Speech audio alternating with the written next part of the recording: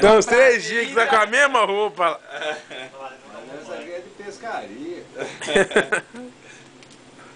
Carlinhos deu uma blusa. A primeira que ele usou 3 dias pro Nicolau. A blusa já foi andando até sozinha lá. Não, essa vez tá uma vez. Uma vez semana, né? Por dia. Ah, mas se eu vou trocar de camisa aqui não, nem dia, existe isso você não, tá é bonito, cara. Não, igual eu não troco mais não. Você tá ficando doido. Olha aqui, ó. Não trocou até hoje, vai trocar agora pra quê? Só chegar lá em Sabará com a barba grande, tudo Tá pegando o A esposa vai falar, olha, gente. uma camisa aí que eu vou usar, não vou lavar, vou usar. Fica pra você.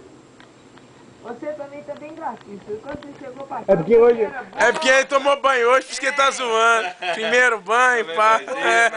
Não.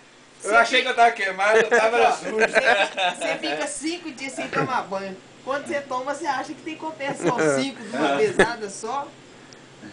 Essa daqui amanhã eu vou tirar, trocar. Amanhã na hora que eu trocar, se eu trocar amanhã, aí eu vou dar pra Nicolau.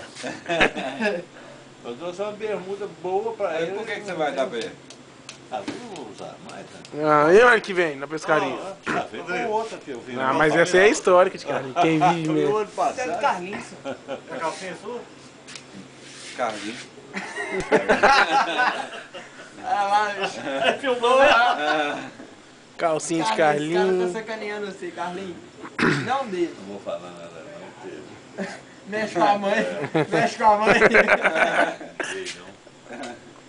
Tá filmado, esse não é um problema. É processo jurídico. Esse aí eu não lembro. Pegar amigo.